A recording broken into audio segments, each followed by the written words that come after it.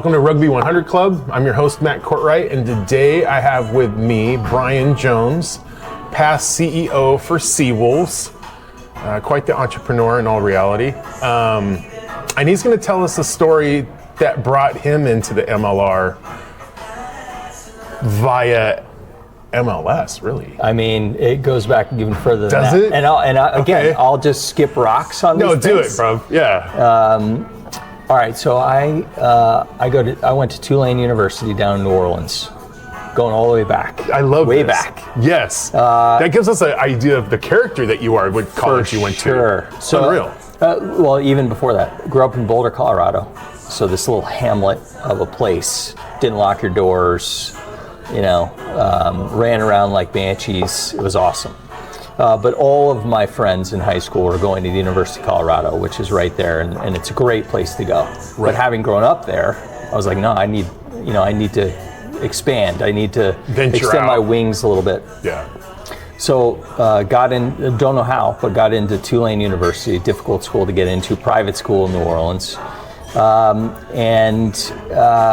Just learned about food and music, went to school, graduated in 4 years. Most of my, a lot of acquaintances, I'm going to say 30% of acquaintances didn't make it past the first year of school.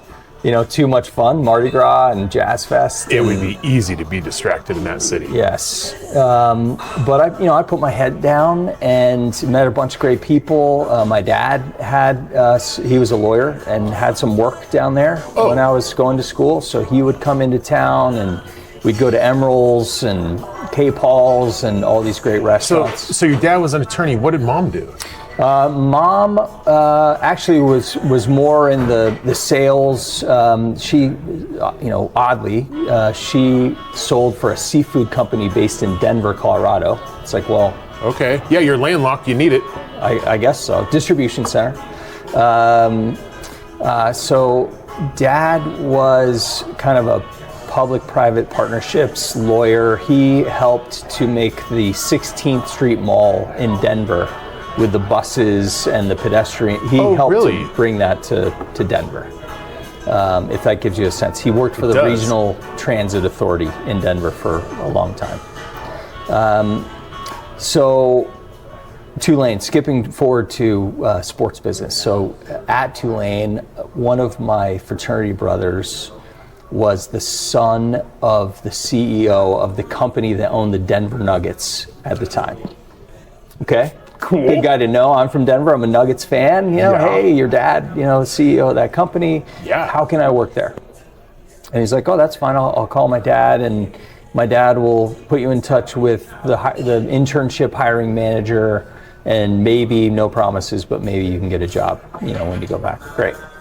So what'd you major and minor in? I majored in marketing. Okay. Went to business school. Okay. And I don't even remember, I don't think I had a minor. I think it was just all. I didn't know if it was like sports medicine or something like that. Just marketing. So 2 years of arts and sciences and 2 years in the Tulane Business School, which was a lot of fun. Fun and difficult all at the same time, as you can imagine. Yeah. So my fraternity brother hooks me up. I don't speak to his dad directly, but someone reaches out to me from the Nuggets and says, hey, we understand you're interested in an internship. Can you, during spring break of your senior year, can you come back and do the interview with us? All right, so what year was that? So that was in 94. Okay. And traveled back, went into this interview. I remember the guy's name was Joe. And is Joe. I shouldn't say that. I don't know if he's still alive. His name is Joe. And it was a classic, it was like a Scorsese movie. It was like Wolf of Wall Street. It was very much like that. This guy, Joe, had his feet up on his desk, and he handed me a highlighter and said, sell me this pen. And I'm just like, I wasn't a shy college student, but I also didn't have any sales skills whatsoever. So I just made it up, I'm like, I took the top off and I highlighted something and I'm like, which of these things can you see more easily, and blah, blah, blah. And little did I know, but they had interviewed 100 people for these internships, and they were going to hire 30 to sell season tickets for the Nuggets. And it was soon after the Nuggets defeated the Sonics Oh, wow. in the playoffs, the 1 seed versus the 8 seed. Nuggets were the 8 seed. So coming off of that excitement, I'm thinking to myself, oh, selling season tickets will be a breeze, a lot of enthusiasm about the Nuggets at the time. So I get the internship. They put 30 of us in this like bullpen of a room. Each had a rotary phone. We're going way back. Way back. And a phone book. And they said, all right, Brian, you get the D's. And so they opened a D, and it's just calling for money, right? Hey, Denver Nuggets, season tickets. Yeah, cold calling all day. And, of these 30 people, maybe 5 quit after day one because, you're getting MF'd and, don't call back and, all this stuff. I mean, we're just learning as we go. So 5 quit the first day, 5 quit the second day, 10 quit the third day. Oh, wow. And then it's just, me and a handful of other people in the room, and we're just doing it, right? And I hated it. Just grinding. I hated it. I was just like this, but I'm not a quitter, right? So whatever was going to happen, I wasn't going to raise the white flag. And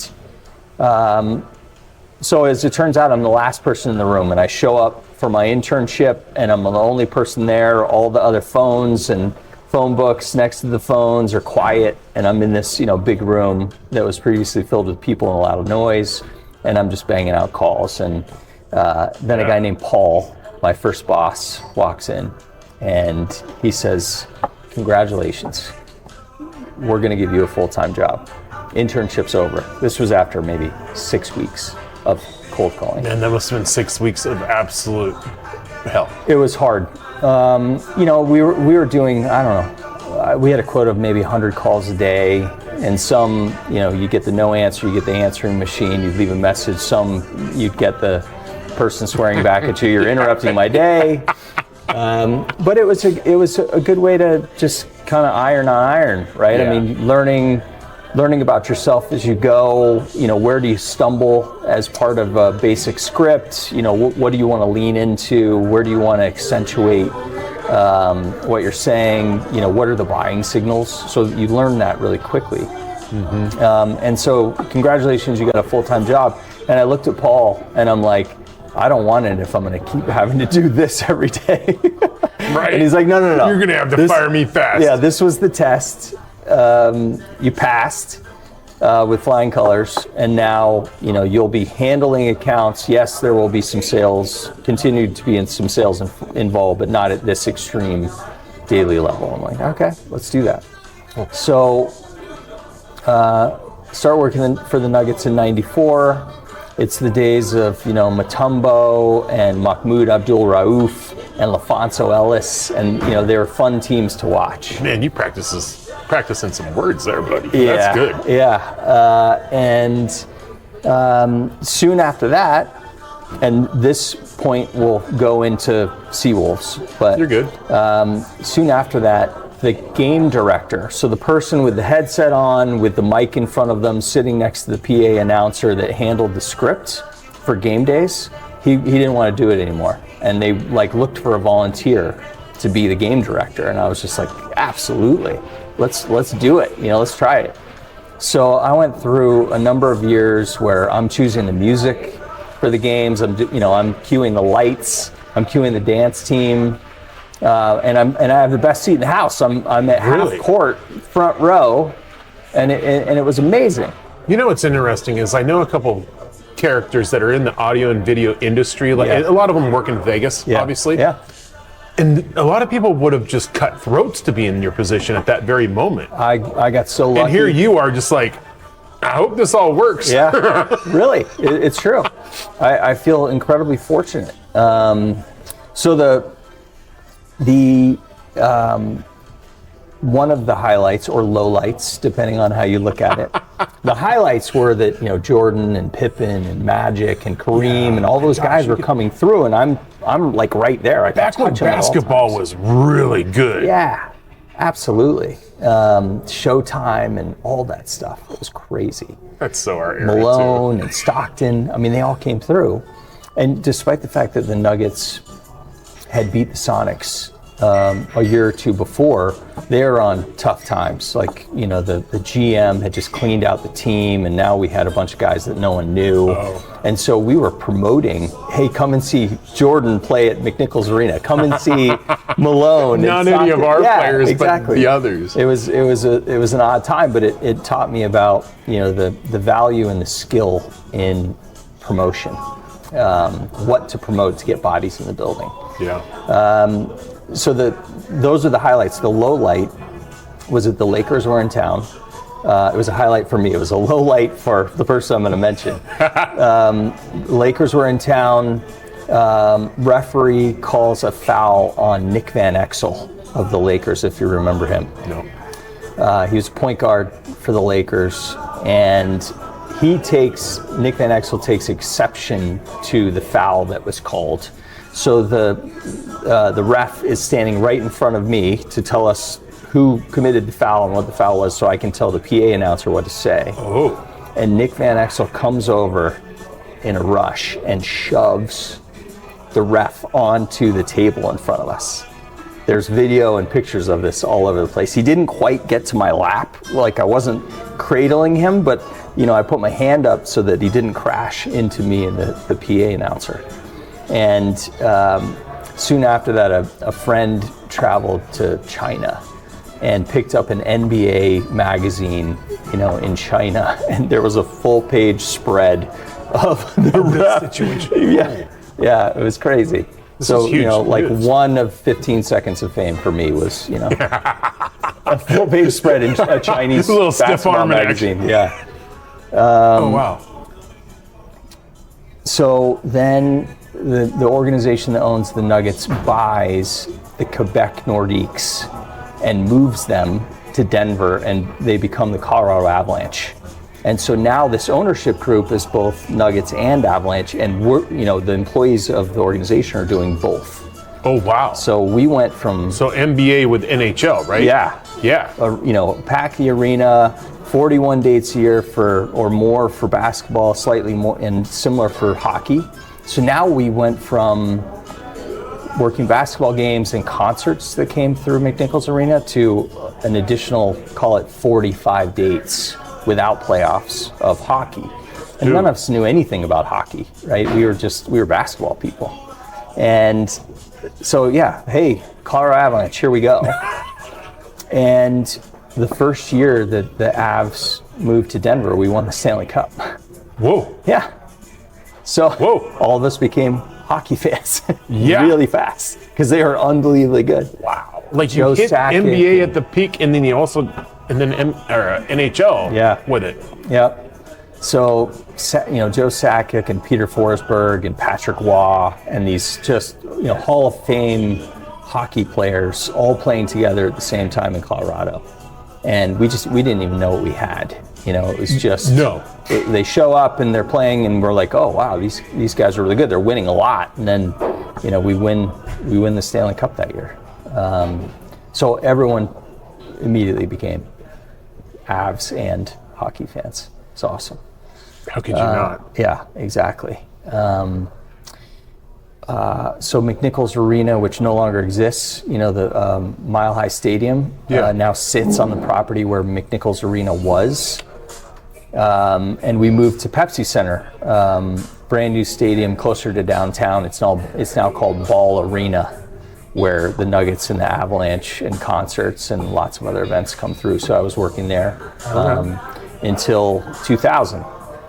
And then I'm like, hey, this was fun. I want to figure out something else to do. And a group came calling that ran a mile oval racetrack in just south of Colorado Springs. They hosted NASCAR and IRL and other things. I'm like, interesting. I'm curious about motorsports because it's so sponsorship driven, right? That's what I was doing for Nuggets and Avalanche. And all right, let's see how this works. So not being a motorsports fan, jumped into, working at, a place that had 4 events a year, all in the summer. NASCAR, IRL, AMA motorcycles, and a NASCAR truck event. So it was NASCAR Busch and NASCAR truck. And my introduction to this mile oval was that it was in close proximity to a military base down between the Springs and Pueblo. And so every once in a while they'd set off mortars that you could hear and feel the ground shake, and like dust would fall from the ceiling of our office down there. You know, like you're in an active zone. Is this like early 2000s? It was 2000 to 2003. Okay. Yeah. So the fun introduction, two things. One is we sold a title partner for the NASCAR trucks race, and it was going to be the first race of that season right after I started. And the CEO of the company that bought the title sponsorship was there in the crowd, and he wanted to go up to start the race. Like that was one of the things, do the green flag, start the race. So you have to climb up, I'm going to say it's a 25-foot ladder up into the bird's nest where everyone's standing with the flags and stuff.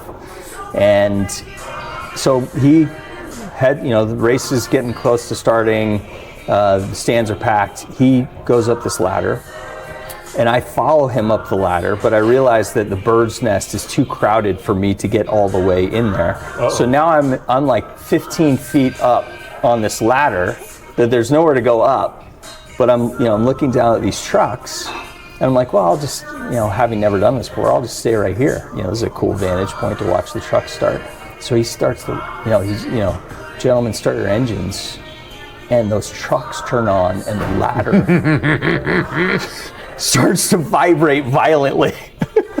America!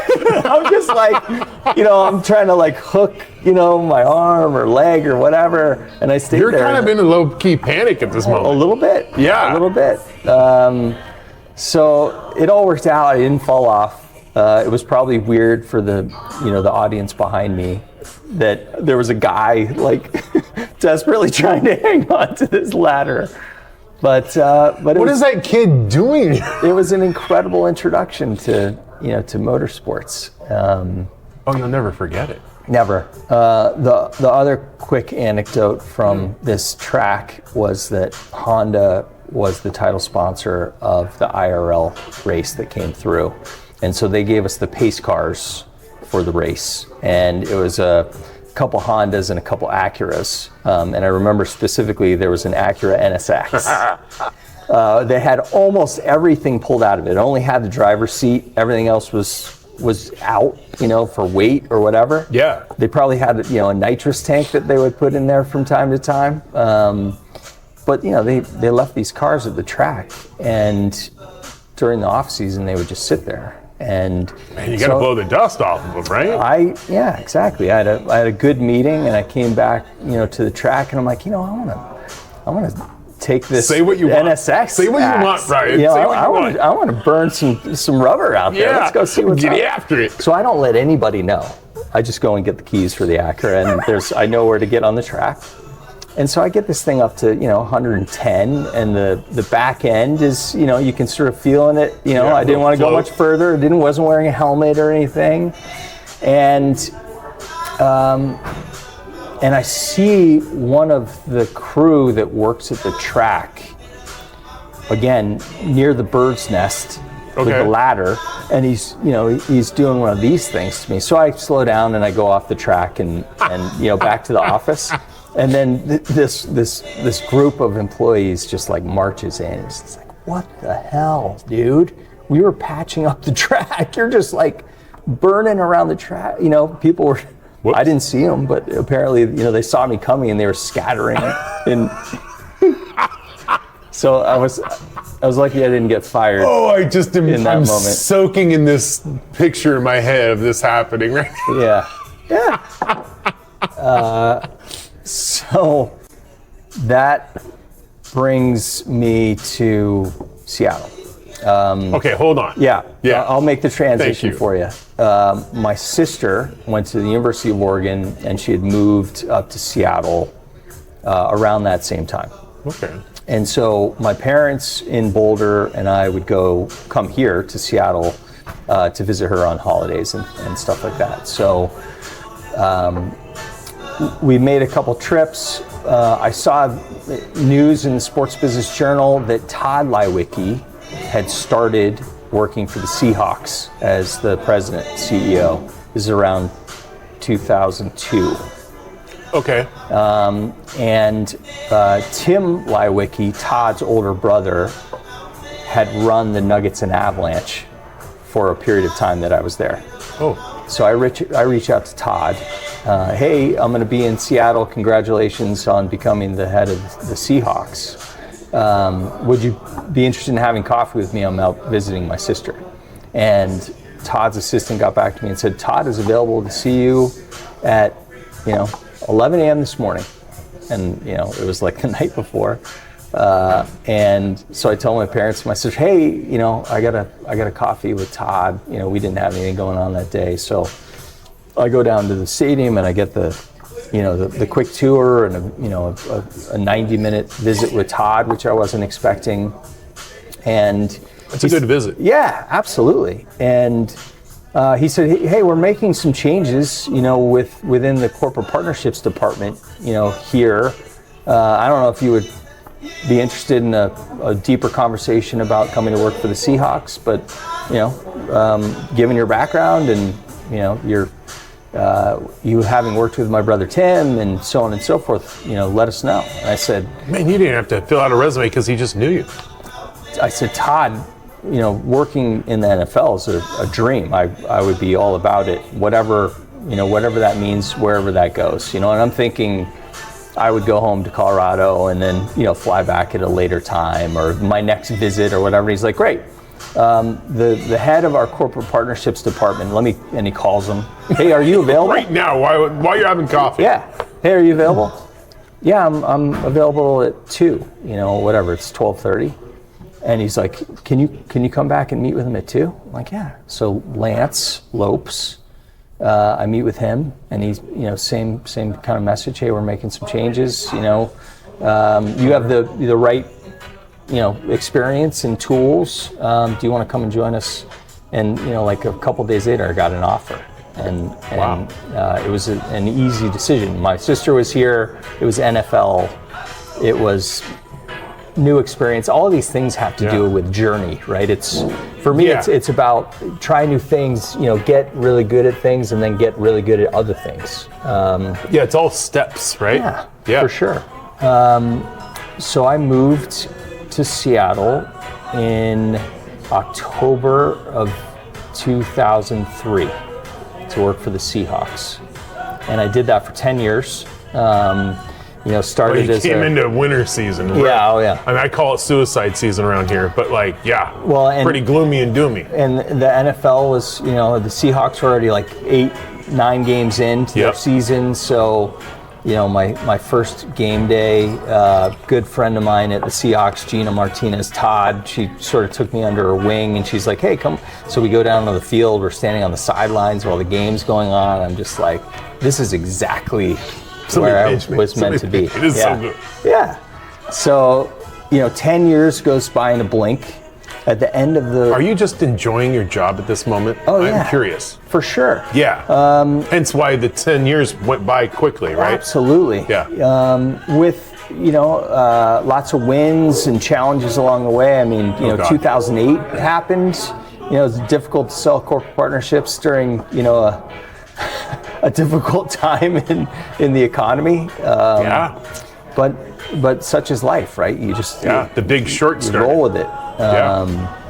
And we went to the Super Bowl and sadly lost in Detroit to the Steelers, but that was an amazing experience. And then at the tail end of my time with the Seahawks, we go to New York and we beat up on the Broncos, which I wasn't really torn, but I had lots of friends who are Bronco fans that were in the stadium. Yeah, especially coming from home. Yeah. But won the Super Bowl. So Bronco Busters, unbelievable. Right? Back in the day. Yeah. And then I skipped over the fact that much like Nuggets and Avalanche under one roof. Yeah. So it was Seahawks first, and then Paul Allen invested in the Sounders. And so we were doing both Seahawks and Sounders for a number of years. So to recap, in my mind, you witnessed the Nuggets with the Avalanche, where Nuggets are pretty much bringing Avalanche under their arm and be like, hey, I know you're broke. We want to get this going. Let's ride. Yeah. And so they get together and they're rolling and they're getting through it, and then you break off. Now you're with the Seahawks. Sounders merge. This is just like what happened in Denver. It was a mirror image. Yep. Unreal. Yeah.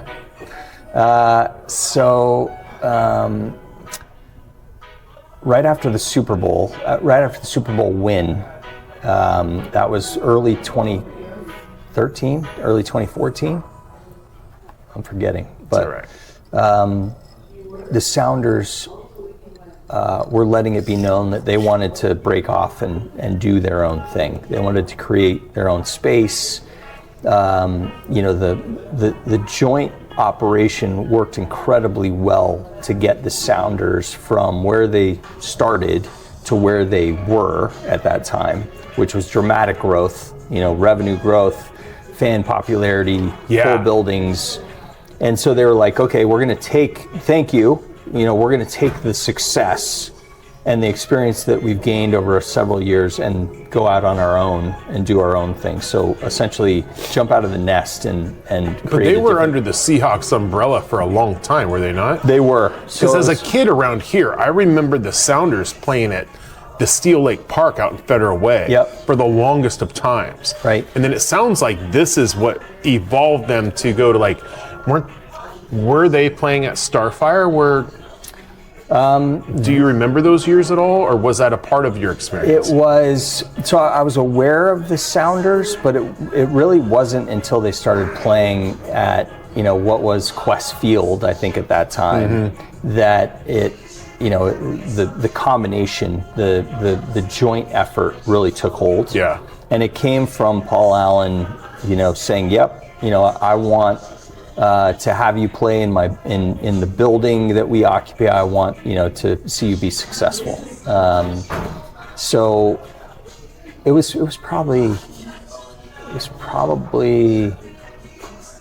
5 or 6 years of joint Seahawks Sounders operation, and then the Sounders wanted to go out on their own. And when they announced that, I'm like, hey, I think there's a ton of opportunity that we haven't tapped into. I want to come over and lead your corporate partnerships effort. Oh, because you by now you're like 10, 12 years in kind of thing. Yep.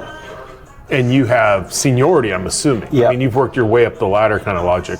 Absolutely. Okay. Yep. So the Sounders hired me as the head of corporate partnerships and suites to run this new entity that they had created that was on their own. Okay. And I did that. And that's a lot. It was great. We had a great staff. There are a lot of people, coworkers that, one, are still there, and two, some of them are executives at the Mariners now. Some of the people that worked in the group that I was overseeing and have gone on to do other great things. It's interesting, and this is true of sports teams. It's true of business units. There are those occasions, and I'm lucky to have had several of them, where a group comes together, maybe some misfits, maybe some people not deep in the industry, outsiders, but then you catch lightning and things start happening, and different perspectives are helping push forward. So it was exciting. I had that at the Nuggets and Avalanche, I had it at the Seahawks, and then I had it at the Sounders. So again, feel very fortunate to have been part of these unbelievably high-performing groups that came together, with success and fun in mind, and accomplished that. Yeah, and you got to watch them evolve and be part of it. That's outside looking in. That's the part that I'm captivated by the whole thing, because you're watching everything come to this vision that somebody had sunk dough into, obviously, Paul Allen. Yeah. Wow. Yeah. Adrian Hanauer, the owner of the Sounders, Bart Wiley, who was Adrian's number 2, he was the COO of the Sounders. They were going off to do their own thing, and it was intriguing to me. And I was just like, let me help. Yeah. I want to help you. You know, this as much as I love football, from a business opportunity perspective, I saw, the potential for dramatic growth on the Sounders side, and I wanted to help them do that. So we did that for 3 years. And then my dad being a lawyer, my uncle was an entrepreneur. We have a bunch of entrepreneurs in my family. And after 3 years with the Sounders, I'm like, hey, in my head, I'm like, I need to see if I can be an entrepreneur. I need to see if I could run my own thing, if I could create enough opportunity for myself, given all the things that I've done, to create a thriving business. And it was scary as hell, right? I mean, you go from sort of the safe comfort confines, paycheck stuff.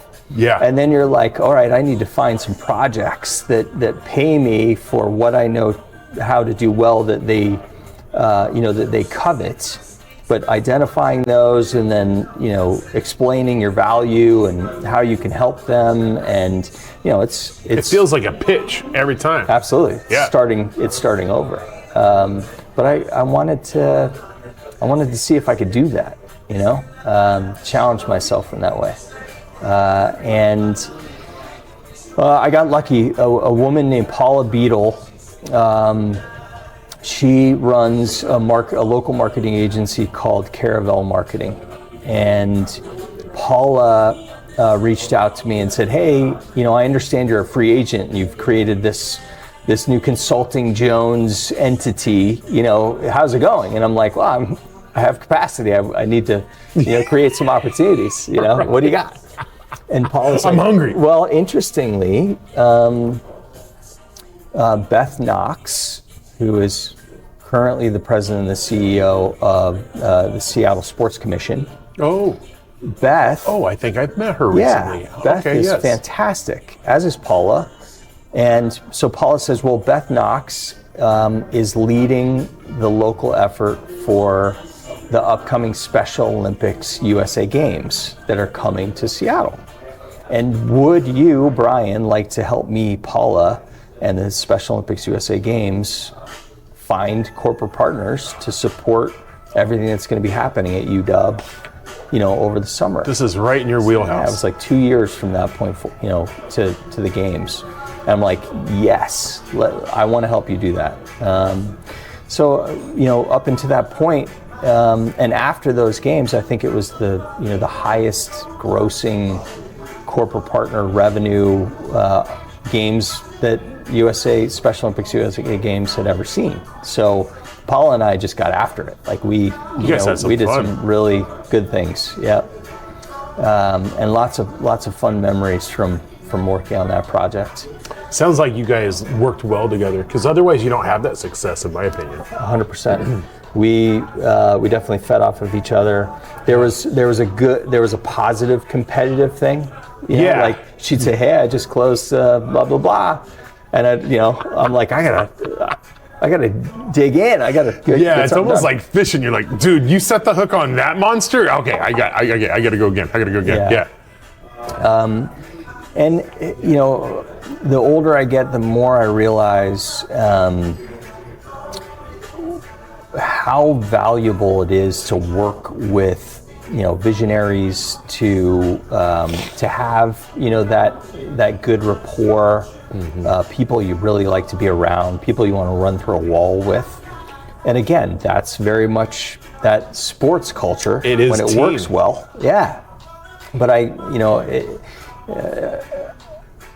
maybe it took me too long to realize, make sure you're working with people who you really like and respect, because you're going to get the best out of each other, versus, butting heads and, pulling on the string. It's, I think everybody can relate to that part. every day, all day, because there's always, stereotypically, there's always that one person that's just the downer of the group that we focus way too much energy on to try and please or get rid of or whatever. Yep. But when it's jiving and when it's going well, man, there is not a better feeling. Man, it's just, it doesn't feel like work as much. That's exactly right. You jump out of bed in the morning. Yes. You can't wait to get into it. You can't wait to hear what they're working on. You can't wait to help them, right? Yeah. It's those occasions, and again, I feel incredibly fortunate to have had numerous of those, because as I talk to anybody about these things, they're like, oh, I had one and I could never find it again, right? My boss is tough, or I've got a difficult coworker, or I've got someone that isn't pulling their weight, or and you said it perfectly. Beat yourself up. So much energy goes into that versus, okay, well, that needs to be that. You mentioned compartmentalizing before. That needs to be compartmentalized, so the rest of everybody can breathe. Doesn't always work that way. Yeah. Consulting. So Special Olympics USA Games, amazing. That's when I met Wafed Bank. And when they hired me as a consultant, I'm their sports consultant. And Wafed hired you as a sports consultant? Yep. So at the time, Wafed Bank was not in sports. They didn't have any partnerships. This is like 9 years ago. And I'm thinking I didn't even hear of Wafed until you put them on the logo, until you put them in front of God and country. So Brad Good at Wafed Bank reached out to me through a friend, Chris Savio, who worked for me at the Sounders and who is now the VP of Corporate Partnerships at the Mariners. That's Savio. Keeps moving around. I love this. So Savio introduced me to Brad, in part because Wafed Bank, at the time, Washington Federal Bank, was looking at their first true sports partnership deal with the Sounders. And Brad, was a TV personality, local and national TV, but didn't have, a level of sports partnership knowledge to feel comfortable spending a significant amount of money on a new Sounders deal. So he reached out to me. And we met, and he's just like, hey, we're thinking about the Sounders thing, and we're thinking about a Sounders debit card and all the things that come with a significant sports partnership. But I just need some guidance, like, what to buy, what not to buy, how much to spend, how much to set aside for promotional activities, so on and so forth. I said, yeah, that's what I do. So let's partner up, and it started with Sounders, and then it went into collegiate sports and Seawolves and Kraken and Seattle Center. So I work with Brad and Christy and the executive team at Wafed Bank. Whenever they're interested in something new from a sports partnerships perspective, they have me vet it and make recommendations and help negotiate. And once they decide to move forward, I help them optimize the partnership. Is everything running the way it should? Is our messaging what we want it to be, given our current and future interests? Are there other things that we want to do in these markets like Eugene, Oregon, or Corvallis, or Boise, Idaho? Do we want to expand our sports partnership reach? Are we good where we are? Do we want to put more eggs in one basket that's working? So that's partly, that is what I help Wafed Bank do currently. Do you do, I said do. I'm a kid. Do you do analysis on those areas of what people are interested in? I mean, because to me, logically, coming from real estate and all that jazz, right? My logic is, we both know, maybe everybody else doesn't know, but when large corporations go into an area, they do massive studies of the market and if it's going to feed it or not before they even think of breaking ground. And then they start looking for the right real estate location, as we all know in marketing.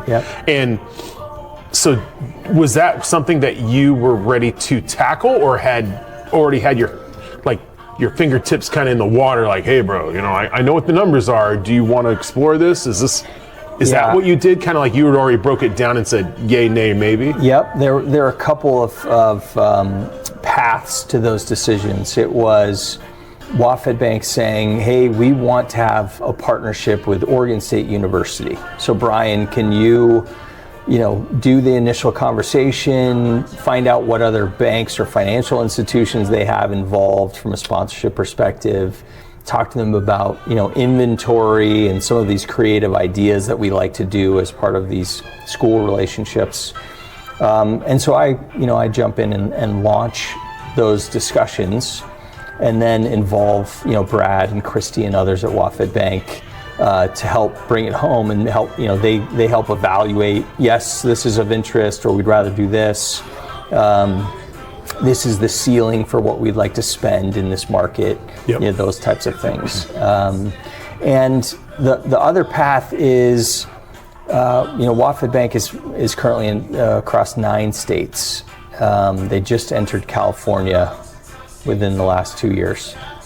And so there are a lot of states where we don't have sports partnerships, in New Mexico, Texas, states in which they operate, but their footprint is relatively small and it doesn't justify, a big expenditure on a sports partnership. Right, the profits aren't meeting the margins needed. Yeah. So the most recent partnership we did was with Boise State, because Boise, Idaho is HQ number 2 for WaFd Bank. Yeah. And they have a lot of employees there, and the Broncos are a good property. Really one of the only things happening from a sports perspective in Boise. Now, I don't want to be rude to other team, AAA teams or things that are operating there, but from a university perspective, it's the biggest thing in town. So my brother did marketing for the radio station straight out of Wazoo. There you go. Enough. So I have some idea of what you're discussing right now. Yeah, fun. So that's WaFd Bank, but around that same sort of 2018 time frame, 2017 more specifically, I met through Beth Knox and through some other acquaintances and friends, I met Shane Skinner and Adrian Balfour, because they were told sort of, this is what Brian does. If you're going to start a team and you want to find some partners and some revenue, you could do a lot worse than working with Brian. And so... Way to sell it, Brian. Well, way to sell it. You can do a lot worse. Yeah. This might be a guy you want to talk to. And so I had a coffee with the two of them, and they unveiled their plans for the Seawolves. I would have paid to witness that conversation because of all 3 of your personalities being so different. Yeah. Well, fun. I had they were the visionaries about what was happening. They were the rugby They were the big eyes. They were the, start a new team and start a new league, and this thing is going to blow up overnight, right? Right. And I was yes, I can help you get into the right circles of people who, companies who are interested in supporting even new brands that are on the scene. And that's when WaFd Bank got involved, and that's when Virginia Mason Franciscan Health got involved. Right. And that's when Elysian got involved. These were people. I forgot about Elysian. These were people that I had worked with in other parts of my life, Seahawks and Sounders and other, and had met through sports circles, and who were willing to take a bet on a new franchise that required a lot of medical help. Isn't that an understatement? That drank a lot of beer. And more than people anticipate. Yeah.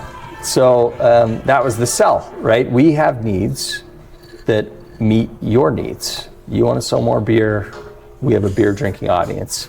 We have guys that break bones and tear ligaments and get muscle strains. That's immediate business for you, Virginia Mason Franciscan Health. WaFd Bank, we need a business banking partner. We've worked with you, we like you very much. let's see this through. Yeah. So that's where that started, maybe I should say. Right. Yeah. With soccer and the MLS, like, we didn't ever talk about that at all, and I don't know if you want to share. Sure. But like the percentages of how pretty much, again, like the Nuggets did for the Avalanche, like, hey guys, come under my wing, I'll carry you. You know, Seattle Seahawks did that for the Seattle Sounders. Yes. Now, in the past, you mentioned there was some sort of ratio there. I mean, any idea what that is? Like an 80-20 or 90-10? It was more about the initial approach. So, in the case of Seahawks, when Sounders came in, there wasn't the market knowledge about the Sounders. So we were selling both, but we would say, hey, do this Seahawks deal, and we will also provide you with some Sounders inventory. Now, the internal, accounting for those things, you're right. I mean, especially early on, Seahawks took most, and Sounders got a share, and that's how we, built them up. Slowly built it, right? But that was part of why the Sounders wanted to break out on their own, because they didn't want to be second. Do you remember how long that agreement or a relationship lasted? Let's see.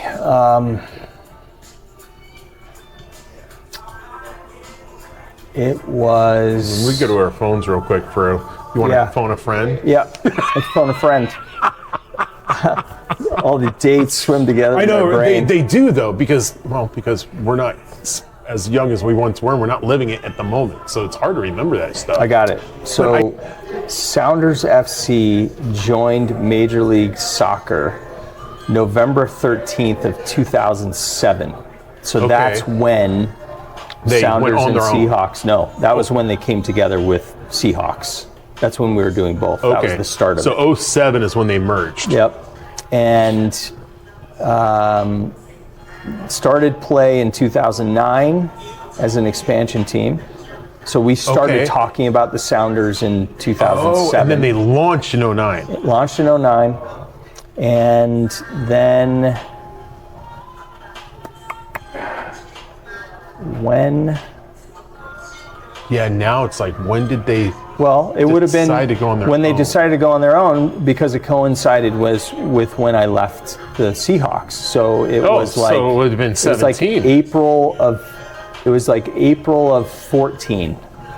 Okay. So 5 years of overlap. Because I left Seahawks to join Sounders spring of 14. Okay. But we had been doing both since technically late 2007. So 7 years roughly. Six, 7. Yeah, 6, 7.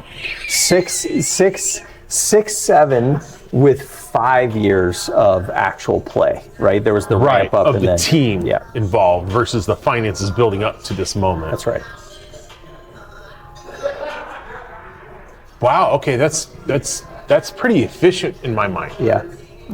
It's really efficient. We took them from the teams, the business units involved, took the Sounders from very little to leading Major League Soccer in 5 years. That's really incredible. But the value that you bring to the MLR is, people don't get it. I mean, rather nobody knows. Right. It's a story that's untold. Yeah. No, I think the amount of behind the scenes, planning and structure and development and politics, and it's all real. There's a lot that people just don't have any idea, because they work different jobs. They have different perspective. They're not in the trenches. Yeah. They don't understand the hardships that go through all this, and that's really something I feel you need to enlighten people with. Yeah. Because it's not going as smooth as NHL did. It's not going as smooth as MLR or MLX, excuse me. Yeah.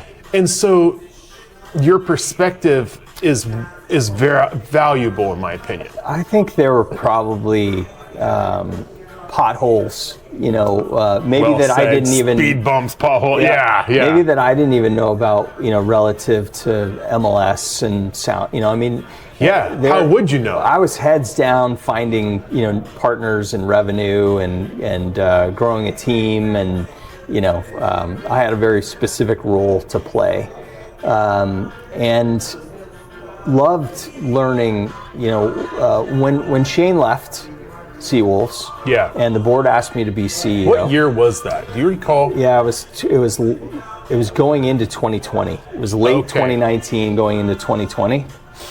So interesting time to take over a franchise. That time was just a lot. Like MLR was growing quick. Yeah. Right. I remember. It was standing room only for 2 years. That 8 teams to start. Right. To start. It was cool. And to his credit, Shane, Adrian, leadership. Who were some of the other original large investors at that moment? Was it mostly Shane Skinner and Adrian Balfour? Those two, and then there were some that came in, that invested early and then settled in. Hence, I think it was 31 back in the day or something crazy like that. You're saying like this pizza has so many slices. Yeah, it's well into double digits of investors at this point. And necessary, right? Because for then one person to take all the hit. For multiple years, you're going to lose, a significant sum of money. It's an expensive endeavor to start a team, start a league. Salaries and travel and hotels, and it just goes on. People have no idea how truly expensive it is. Yeah. They talk about the academies, right? That we've talked about. Yeah. And what, like, it's $50,000 a year in the MLR to take a hit by not having an academy. But then you're like, well, did anybody stop and think about how you got to pay for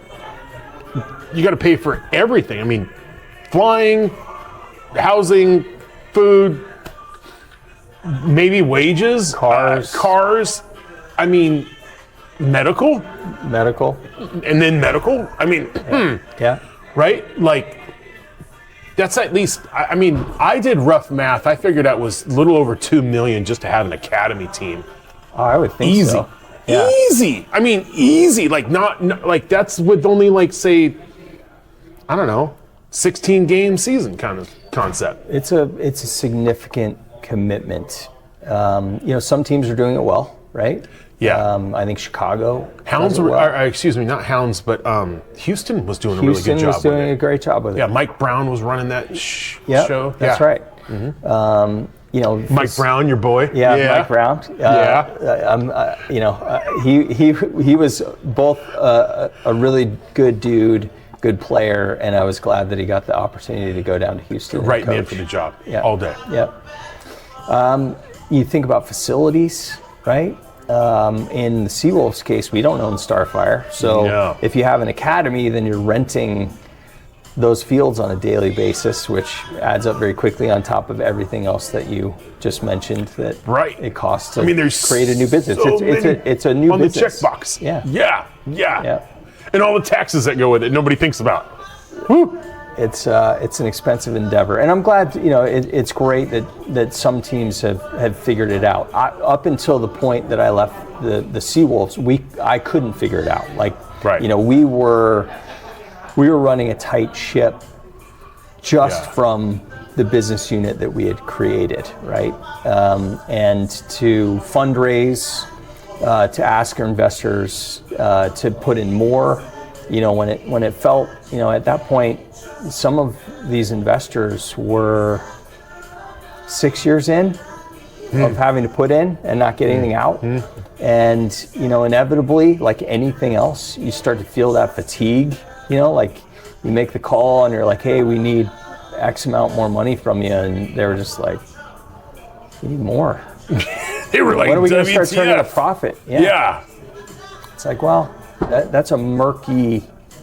That's a hard phone call to make. It depends on a lot of things. Yeah, it depends on what the league's doing, cap calls from the league and what's voted on. how many teams are in the league. I mean, there's a lot of variables. Exposure, possibilities of capping. And we always did our tickets. best to sort those things out. Control what you can control, and put a placeholder into areas that you're not certain will either, if it doesn't happen, it turns into savings, or you can plug it into something else great. If it does happen, then you're prepared and you're not having to make a second or third or fourth call to the people that have already written checks. It's not the job everybody wants to do. Well, Hey, can you come up with a few thousand more, please? Tens of thousands more? I mean, variables depending on how deep in there are, I'm assuming. Yeah. There's ratios there, but... Well, and the universe speaks, right? It's so I start as originally president of business operations in early 2020. You remember what was happening in 2020? Yeah. Yeah, the whole world was shutting down. Little bug was flying around. Just a little guy. Yeah. So keeping everything together without playing matches, the season was shut down. Man. Then when we came back, it was the 6-foot rule, and the ingress one way and egress out the back of the bathrooms because you can't pass anyone in the bath. I mean, the things that the Washington State Health Department came down before the season started, the 21 season. Yeah. And myself and Dylan and the business ops staff went over to Starfire and showed them what a normal operation looked like. No bodies in the building, just this is how people enter. And they're like, no, they all have to go this way, and they got to walk the wrong way, and the bathrooms can only be open here. And it was challenging. Yeah, challenging. That's a positive. It was I like challenging. That. Well, and I remember as a outside looking in, as fans, and you'd have groups or pods, as we called it, right? Just to have a good spin on it, of groups as say 4 to 6 or something like that. If you were a family kind of logic, and then boom, boom, boom, boom, boom. Who knows how many seats you literally could not put anybody in. Yeah. And then this group could be, or 2 maybe, and then another 4 or 5, 6 over. Yep. And again throughout the whole stadium.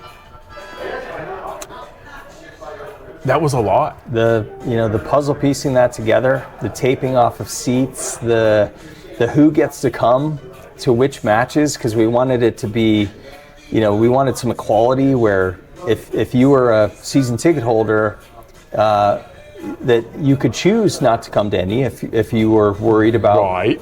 But if you wanted to come there, now you've got this whole new set of math to do. All right, all these people want to come, but we don't have enough seats available to accommodate everyone. So then you got to do you come to half, and you come. We ran a lot of different, manifests. It was crazy. It was. I mean, I remember being in the lottery kind of logic where we had half the season. Half the season. Those that don't know, now you know. Okay, so half the season tickets were put out. And you, as a season ticket holder at that time, was, in my mind, I'll give you my perspective, is I had 7 season tickets. I don't know why I picked 7, but here I am. And it didn't work out with the mathing because it was an odd number, so it just threw everything off. But the first handful, or half of the season, you got to go in and just if you could find a ticket, pull that trigger, just go, because it was a feeding frenzy. Yeah. And so, of course, myself, I didn't start at the first game. I jumped into wherever games I wanted kind of logic, and then digressed. I had a whole thing thought out, and it was crazy, right? I remember Utah being our first opener, if I recall correctly, and Jen and I could only get 2 tickets to the whole game. I'm like, you know what? Whatever, we'll figure it out. Yeah. And then the second half of the season on this side, kind of fun story is I just kept pulling the trigger, bro, because it didn't have a limiter on 7. So I came out and I'm like, how am I going to break this down to my wife without getting divorced? And I think the last 4 games, I had 18 to 24 tickets per game. Yeah.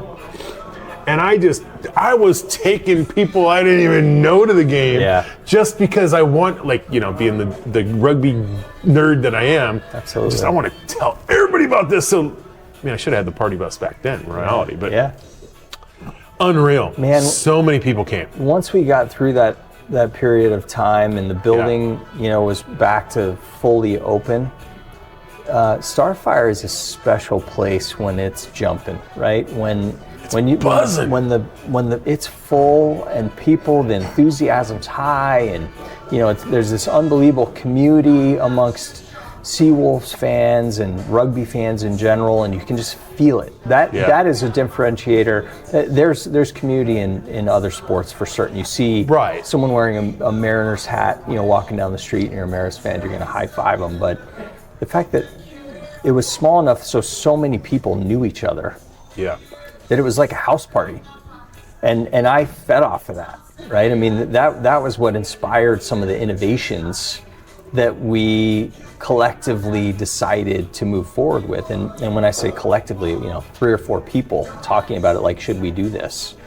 You know, things like what the opposing team song was when they entered the pitch, you know? And you know, I say innovation, but you know, we wanted to have fun. We could see that people just wanted to have fun, and we're like, well, here's a mini wrinkle that may make someone laugh, you know, and it won't insult the opposing team. We won't play a song that is just so like ridiculous, right? But you know, oh, that's creative. They're playing, you know, Who Let the Dogs Out, you know, for the house or whatever. You know, all my exes live in Texas for Dallas. You know, it was fun. And part of what I really enjoyed was once we had all that set up and most of the people were in the building, I would, you know, stand back in advance of bringing the Seawolves onto the field, which I love, by the way. It was one of my favorite things. Little kid stuff. Well, it goes back to the game directing, right? The lights and the music. Like, I love that. Center. Yeah. Yes. Barnum and Bailey. You know, like let's be part of what makes this so much fun. Now, some people may disagree. I don't know, you know, but yeah, I enjoyed it. Let them. It was. Yeah. You were having fun. I was having fun. I mean, honestly, we were all having fun. To be a part of it was just a blast, and there's such a core group of fans. Yeah. I have really fond memories, and again, some of these things were just for my own satisfaction, and I hope that that's okay. Other people like enjoyed them. But you know, the Wafed Bank mini ball toss that we started doing once a year, and you know, I'm chucking lasers up in this. Because they're nearly the size of a pint glass at the end of the day. Matter of fact, I have a few of them in my entourage, if you will. Yeah. And they are little bullets, man. Especially when they're fully pumped. They are laser beams if you wanted to lay it out. Yeah. And you're sitting. Well, spoiler alert. Co-branded mini balls are back for 2026. Let's go. There will be one match in particular. I won't tell you which one, so that everyone comes to all. Exactly. But there will be one match where they are either thrown into the stands or given away as people enter the building. Fun. Yeah. Fun. Yeah. Still get your finger on it, don't you, buddy? Well, from the outside. Yeah. From a sponsorship perspective. Yeah. Let's run into that 2 seconds. Yeah. So you last season, so 2025 season, right before that, literally the end of 24. Yep. You hired a guy named Drew. Yep. For COO. Yes. So you no longer had to play CEO and COO. Yeah. That must have been a heavy, negative positive is not my point. No. Heavy decision to make in general to release that control, if you will, or reins, or what's your perspective? So the way that came about, Tom Barden who's a great friend, who we worked, Batman and Robin, and you could argue that I was Robin to his Batman. But we worked very closely together in 2024. The guy is a breath of fresh air. Love Tom. And he helped push the envelope on some innovations that we wanted to do. Between Tom and Chris and Julie Prentice, the VIP area on the top of the grandstands, that was really their idea. Yeah. And Tom was like, I want to bring this to life. And I'm like, dude, it's going to be really hard. All the turf and the tables up and down and chairs up and down. And he's like, no, I don't want to hear that. We're gonna figure it out. I'm like, yes. I remember hearing the gripes throughout the season. So yeah. Yes. It was for me in the moment that it was being discussed. While I knew that it was of interest and would be of interest to a lot of people who didn't have access to something like that at our matches. Yeah. I also knew that it was an addition to what felt like an already packed match day prep. We would get there first thing in the morning and we would prep all day long, and to add that into the mix, that was my original gripe. But you're like, where are we going to get the manpower? Yeah, once we figured all that out and it started and it was clearly enjoyed and continues, it was a good idea. Yeah. My bad, Tom, and Chris and Julie for suggesting that it might be a little too much for us to take on. I'm glad it worked out. Well, there's outside looking in. There are criticism on everything, right? But it seems like it's been a really good go. Yeah, I think so. So to your question, Tom and I, CEO and COO, making stuff happen, doing fun things, enjoying each other. But I knew that, Tom was retired, so he came back into this. One, because he wanted to, because it interested him, but he wasn't going to just continue to do that for a decade. No, this was more of a one-off for him, and I think he would say the same thing. Well, and he had a lot of fun with it. Yeah, he was smiling every time I saw him. No, he loved. So I'm getting off track, but one fun Tom story. So typically each year, our friends and partners at the time, Fox 13, would invite me on for their morning show to talk about the upcoming season, right? They had Clarkie on, they'd have players on, and then I would get, a show to talk about sort of the business side of rugby and Seawolves and schedule. I would serve a purpose. Well, 2024, I got the same invite, and Olivia helped make that happen. I got the same invite, and I kept it a secret, but I knew I was going to have Tom do it because he had never done anything like that before. And he's clearly very capable and gregarious and just lovely human being. But I think that the day before I was supposed to go on, I'm like, hey, Tom, would you do me a solid and do this TV interview for me? And he's like, what? No, that's not. I don't. You've done this before. You do it. And I'm like, no, I would really like you to do it. I'll go with you. Want to draw straws? But I want you to, if you don't mind, I'd love for you to be the interviewee. And it killed it. He was nervous, which I loved. Like you get the best out of somebody, yeah. But then he did a great job, and I think he really enjoyed it. Like it was one of the things that I felt like I gave him that he'll remember forever. Right? Yeah. And he got the accolades that he so solidly deserved. Yeah. Yeah. So we, Tom and I had discussed that he wasn't going to continue to do this past 24.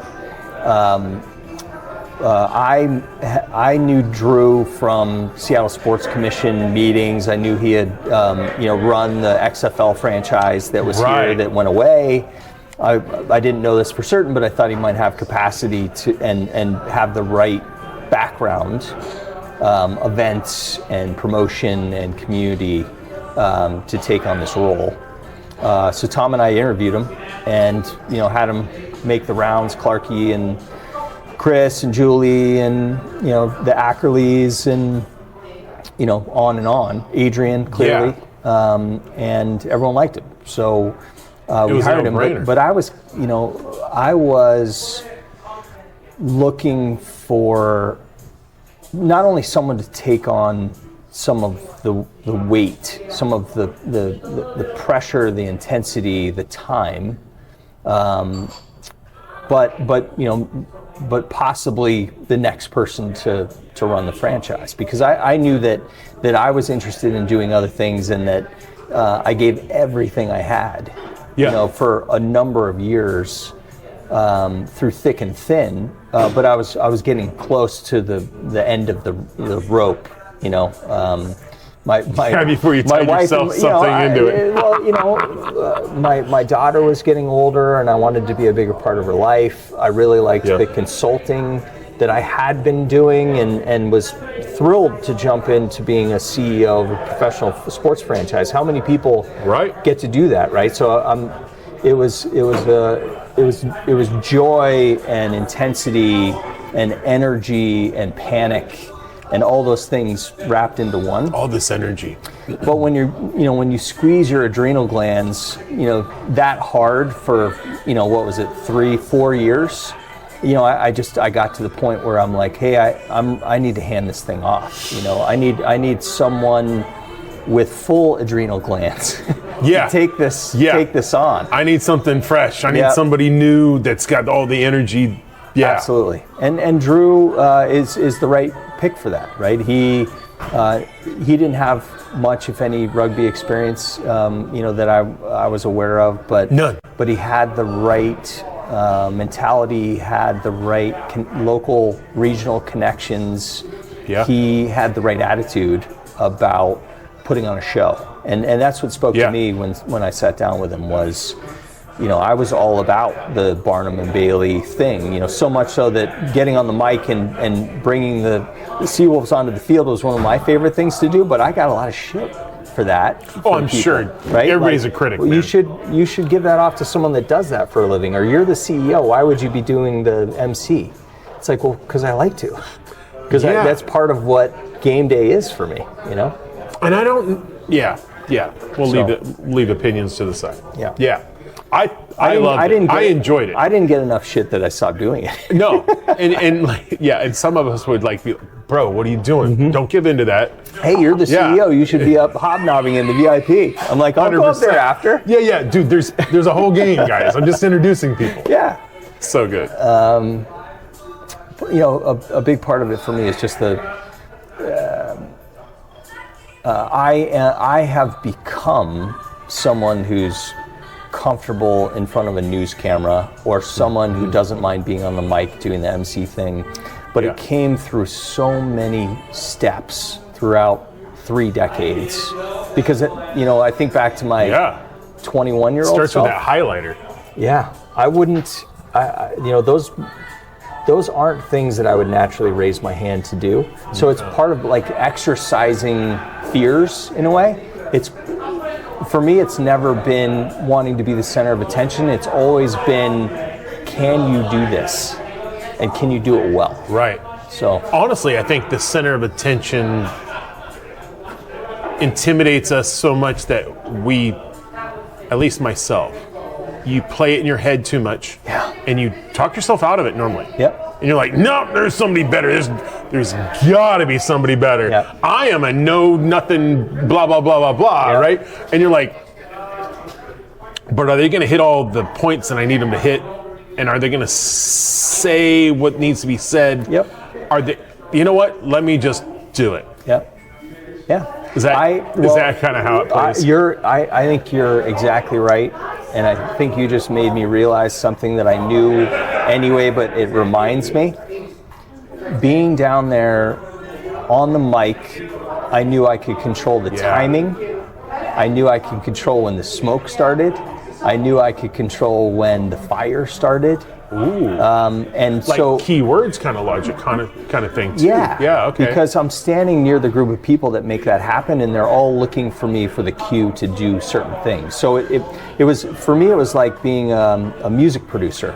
Like, all right, go on this, and all right, I'm speaking, and then the people that would fuck that up would be the Sabercats. Because they would stay in the damn tunnel, and I'd be like, let's go, and they'd be giving me the finger, and it's just like, I'm just like, you guys. All my exes live in Texas. Let's go. Dude, TV's going to start whether you're out here or not. You know, Right. it's just like, what is going on? So that's I love that's it when you funny let too. it loose, by the way. Thank you. That's fun too. Oh, it's so much fun. Well, and to see how everybody did it differently during those years too is like outside looking in was funner than can be. And by the way, let's stop 2 seconds. Thank you for letting me have the mic a couple times to do what you just described. Absolutely. Like Absolutely. Doug Baldwin was a good example. I Yep. remember, hey Matt, do you want to introduce Doug Baldwin to everybody? I'm like, absolutely. Does he know what rugby is? No. Okay, well he's in our world, and let me check. He's already late. So that doesn't fly with this old man. I know he's a young blood. He's got more money than I do, but he's in our world. So yeah, I'm your actual best guy to ask for because I won't fanboy over him. That was fun. It's funny you say that because I think you had the occasion to get on the mic a few times. Oh yeah, over you let the me years. have it like 2, 3, 4 times. And I don't remember which time it was, but again, talking about this controlled environment in my little space for like 45 seconds. I remember that you were up to speak after me, and we did a ball exchange one time. I think there was that. Yeah. And you were with the cohort, maybe. That's exactly right. Yes, you were and it was with a the playoff cohort. game. Playoff game. You guys are all drinking somewhere, but the show has started, right? And I'm actually feeling like I have to slow play my start because I don't see you anywhere in the vicinity. And so I think I turned to like Noah or someone like, where the fuck is Matt? And I expect nothing less. And then I saw the bald head pop up, and there you are, and you're just like, and I'm like, let's go. Yeah, come on, let's go. It was fun, man. Oh, the it's a orchestration blast. of those things. That I get so geeked out about the orchestration of those things. They just make me feel alive. Well, and the energy has always been really healthy in Starfire in general. So like, you show up like a fan shows up on scene. You've already set the stage, right? Yeah. So you got the food trucks and you got this area to collaborate with fans. Yeah. Great retail tent over the last couple of years with the lighting and stuff. That was all innovative. Eric Sprunk, former Nike executive, is an investor in the Seawolves, and he helped create, what was just a 10 by 10 tent with the lines, and you couldn't see what was available. And he's like, no, create something that people can walk through, and there's flow, and they can try stuff on. He, again, talking about investors that got involved and like provided their expertise to something that we didn't have expertise in. That's a great example. No, it's been a lot of fun. Yeah. I mean, I can see where you got burned out because I think, well, I'm a bit over the top for a fan, as we both know. Yeah. But outside looking in, like the empathy for myself, for you and your staff, I could see where you're coming from. Where it's like you get excited and we're going, get excited, going. But like whatever, the pandemic didn't help anybody, and that's unpredictable kind of thing. Yeah. That you can't put a measuring stick to that. Yeah. It was an incredible experience. It when it got to the end, I knew it was the right time to hand off the reins. Yeah. And as much as I enjoyed it, as much as I continue to be a fan and an investor of the club. Yes. I just knew that the daily expectation, and a lot of them were my own expectations. This wasn't necessarily coming from outside. It was, there is no perfect, but I wanted to make it as perfect as possible. And you probably saw me visibly upset when it wasn't going the way that I was expecting it to. And you become a shade of red. That's, I know that red. But it's, once you go there enough, I didn't know how to turn that off, is the bottom line. And once you go there enough, totally respect that. You feel things changing about yourself, and your family sees that maybe you're not fully present, and so then changes have to be made. I've been wanting to ask that throughout this whole interview. Yeah. Is the personal, like, when was a kid born? When was the wife like, hey bud, we need to focus on this and that more Yeah. than that and this. Yeah, I'm definitely the type of person that brings home struggles at work or disappointments or frustration, and I'm not that if I'm not good at something, it's that I don't know how to not do that. Turn it off. Yeah. To leave it in the at work in the bag or in the bib overalls. Like when I was an electrician 100 years ago, it was the attitude was like, listen, all the problems are going to be there tomorrow. You just hang it up there. You go home, you pick it up tomorrow, and then you deal with all those problems. Yeah. But that is a hard one to compartmentalize when you are at the helm. Yeah, I found it to be quite a challenge, and it made it difficult for me to be present at home, and I don't mean always. No. But my wife and my daughter got less of me as a result, and I started to realize that wasn't sustainable. That wasn't in the best interest of any of us.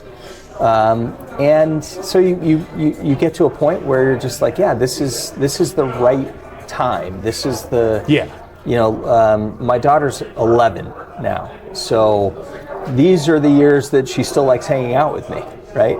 Yeah, I want to take advantage of you're those a superhero years. right now. As a matter of fact, as a compliment to you and the Rugby 100 Club podcast, did I get that right? Yeah, you Okay, did. good. Thank you, bro. Rugby 100 Club podcast this morning. So I told my daughter before I dropped her off at school that I was coming down to do this with you, and she goes, "Well, can I skip school and come to you with for the podcast?" I said, I mean, We could have posted her up. I don't give two shits. in part, it's because she came to Fox 13 with me and saw me do the interview. Oh, and I referenced her. In She's the got these studio. expectations. We're over here hanging out with GoPros. You know what I'm saying? She's just like, well, it was telling because she was saying, Dad, she didn't come out and say this, but this is what I'm imagining she's thinking.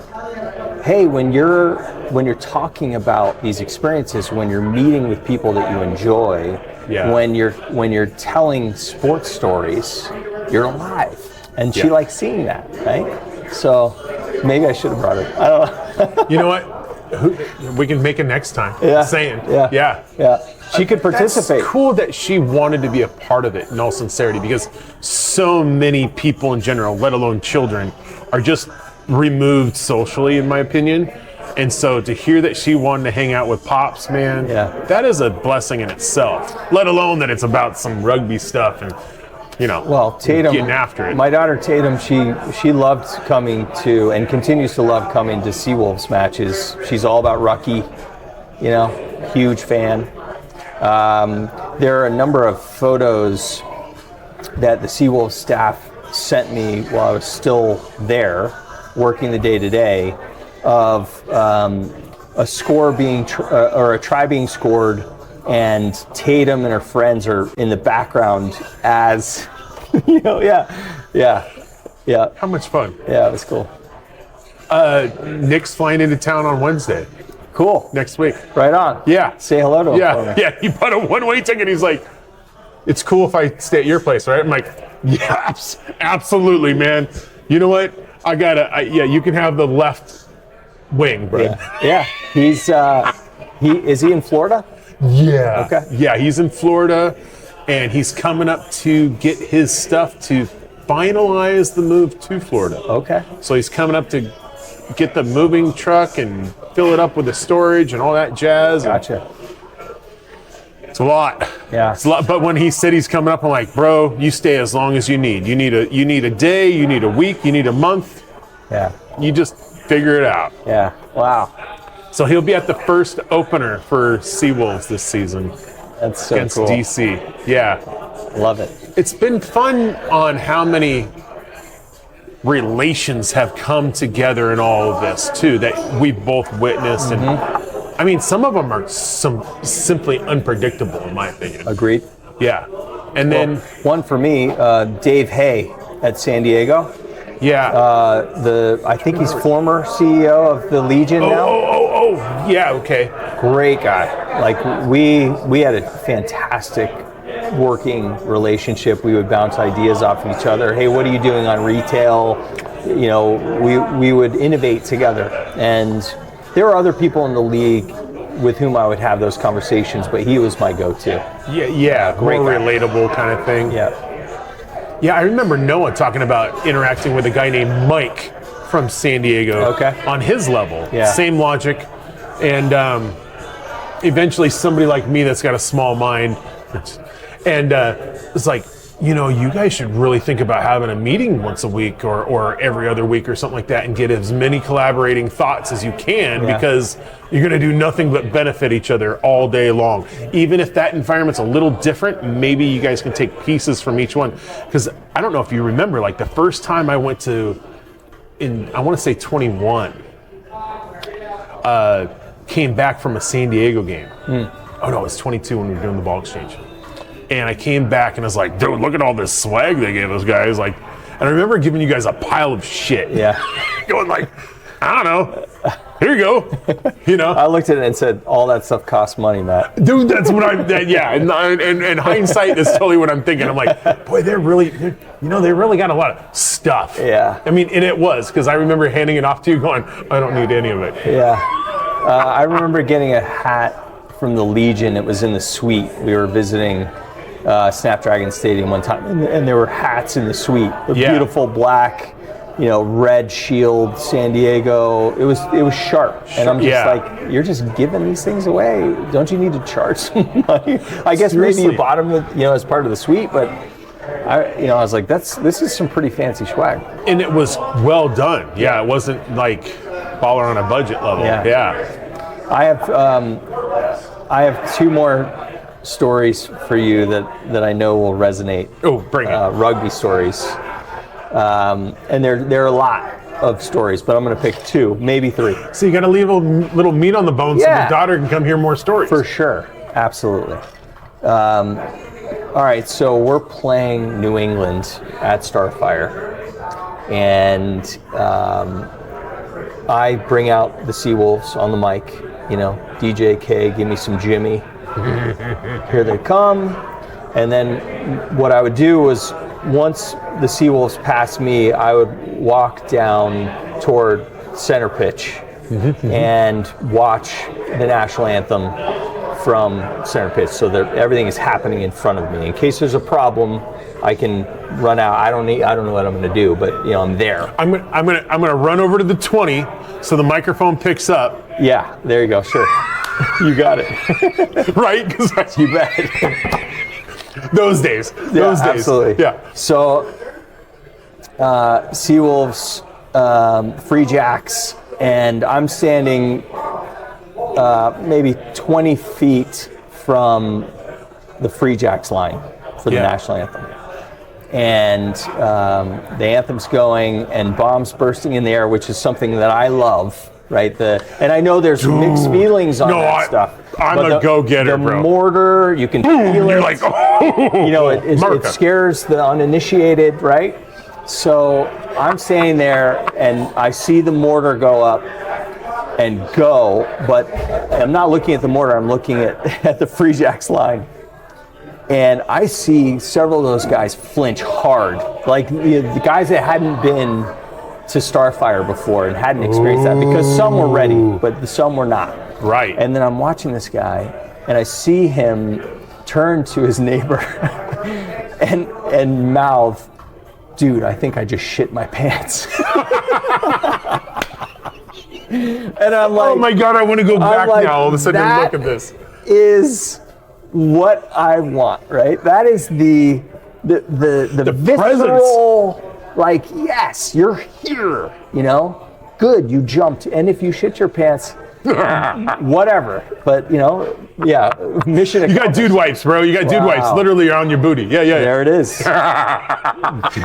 He needs some dude wipes. Hey, sponsorship, we got a moment. Yeah, that's right. Maybe that's what got them the dude wipes deal.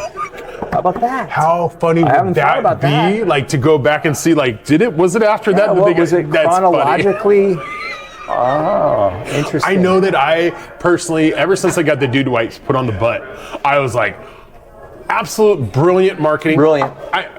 Yep. That's it. We tried hard. We were in the mix.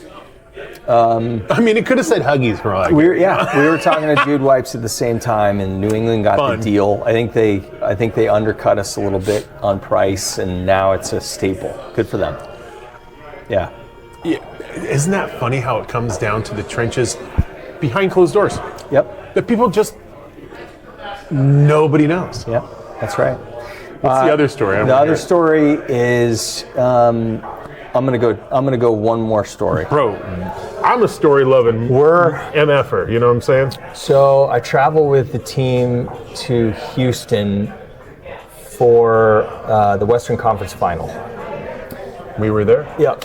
It was awesome. I love We're their holding that trophy up with Kellen and Larson. great facility. Right. You know, I decided to stand. I didn't think about how you may have not gone to other facilities to see how they I did didn't their get to all. stuff. I didn't go to Chicago. Okay. And I've heard it's great. It's pretty cool. I really liked Houston. I really liked Utah. The view of Utah alone was so... It's intimidating. Yeah. I mean, I know Utah and New England and Houston, I felt, were the three like Starfire. And then you had Snapdragon, which is like a whole different world. Totally different world. Yeah. So I made it to New England, but I didn't make it to Memorial. I went before, so this would have been like 21, before they started playing at Memorial. They were on a Starfire-like pitch, but really no physical permanent structures. Like I remember that we were in a tent. We were in a tent for our locker room. So that it was different. I mean, I don't add it's not much better than Starfire. I don't add the old New England situation to the top of my facilities list. But the Quincy location, the one you're talking about, Yes. the Memorial Stadium, it is so much like Starfire. It's almost weird, honestly. Except for they don't have any cover. Yeah. That's the only thing where I'm like, wow, we both live in very weather intensive areas. I don't know if I'm wording that right, but they need a cover. They need a cover. The thing about Utah, I traveled to Utah multiple times, just an easy trip. But I know it's an optical illusion, but because you got mountains here and valley here, it looked like the pitch was tilted like this. So if you were running, it would look like you were running uphill. Yeah, and it also looks like if you're running towards the same direction you're describing, it's like, look, you're going to run off a cliff. Yeah. And if I'm not mistaken, the prevailing wind, at least the times that I was there, was coming off the mountain. So you were running seemingly uphill into the wind. Yeah, you're pretty much talking about the parking lot towards the practice fields, right? Yeah. And of course, inevitably, because home pitch, they'd be going downwind, downhill, to finish the matches that I attended. And I'm just like, this seems unfair. Oh, good perspective. I never even put that into my thoughts. Okay. Yeah. Now, of course, that's not true. It's an optical illusion. No, but not still, at all. Not even a little it's bit. in your head. That's one you got to keep to yourself. Yeah. So we're in Houston, Western Conference Final. We're riding. This is 2022. Yes. We're riding the bus over. It's hot as shit. Oh, you triggered a story for me. They had to. I think they moved the kick time to later in the day so that it was not as hot. If I'm not mistaken. Yeah. Someone can correct me on that. No, you're right. And remember, they dropped the ball with a helicopter. Yes, they did. So we were melting in the parking lot with the Sabre Bros, by the way. It was hot, but beautiful pitch, right? And really a perfect venue for rugby. I mean, if you put up 12 of those in the cities where rugby is. Now some, New England maybe has outgrown it, but point being, riding over in the bus, and what got me into sports in the first place was the relationship I had with sports and my dad. My dad passed when I was 27. So I didn't have as long with him as I wanted.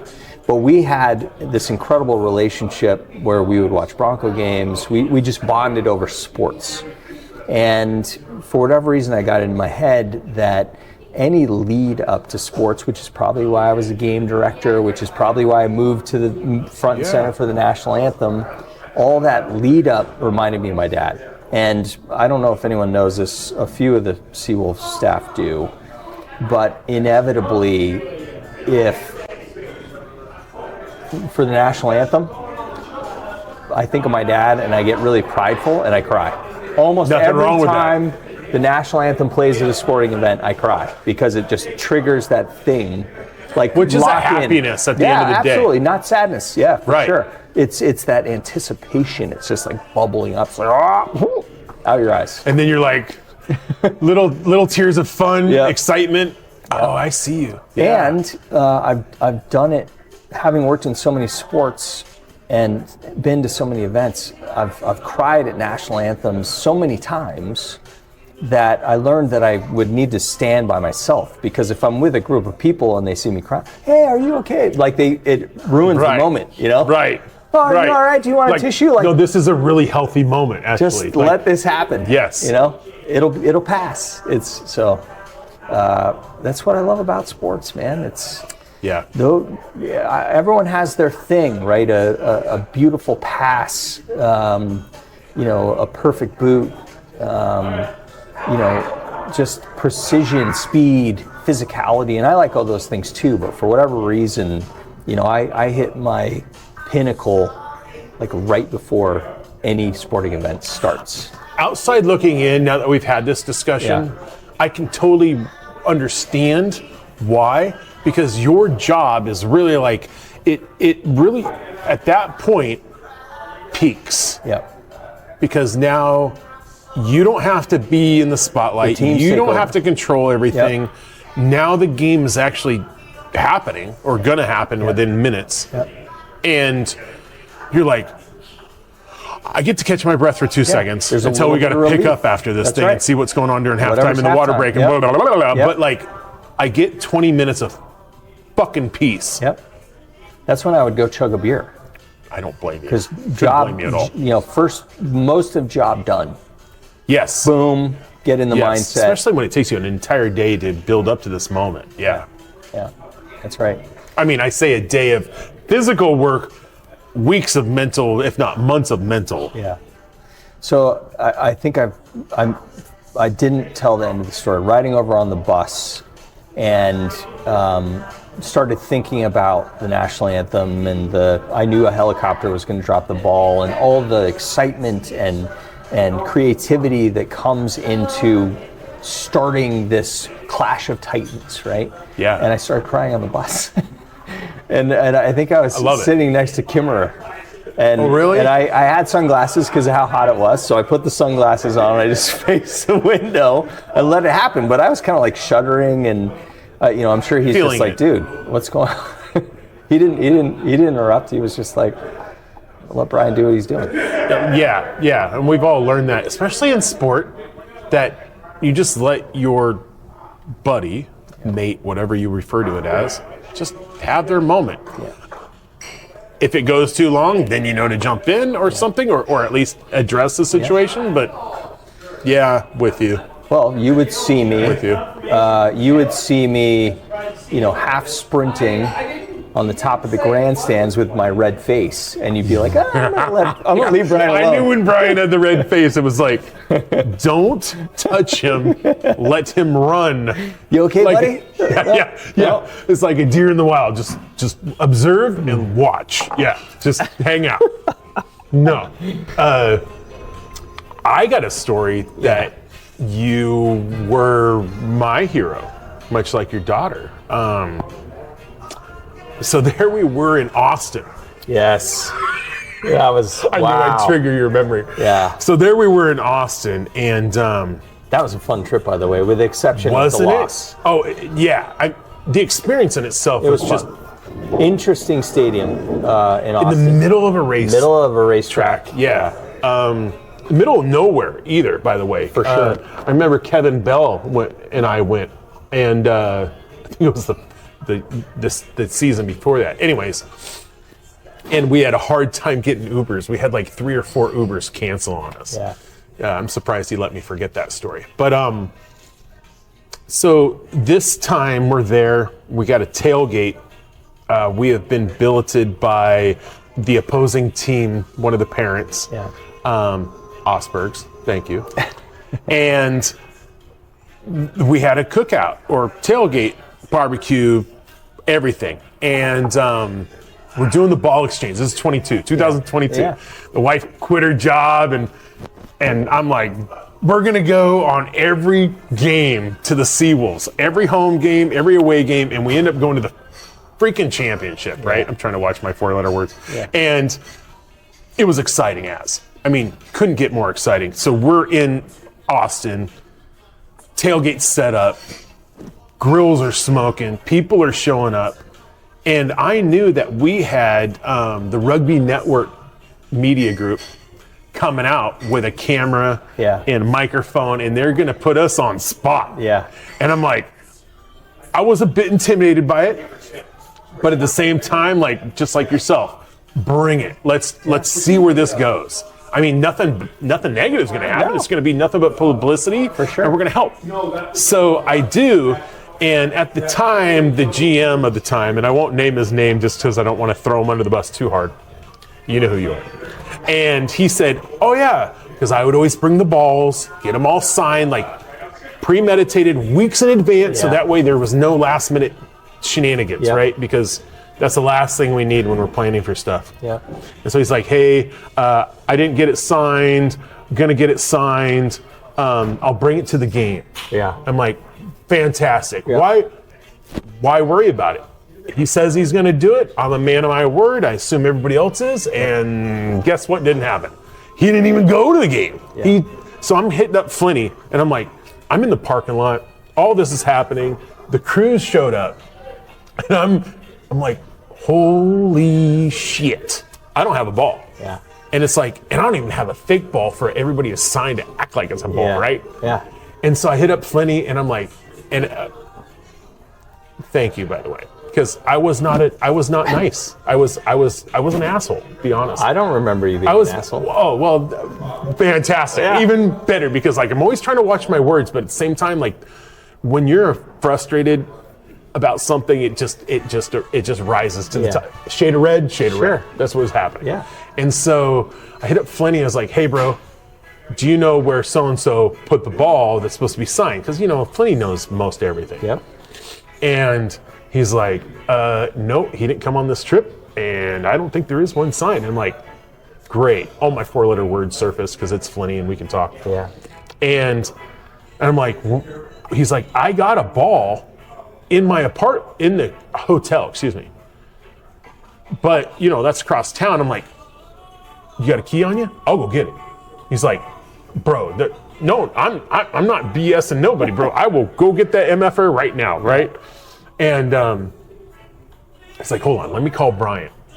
So he calls you. Yeah. That's what it sounds like. Yeah. And you went in the room, got the ball, apparently.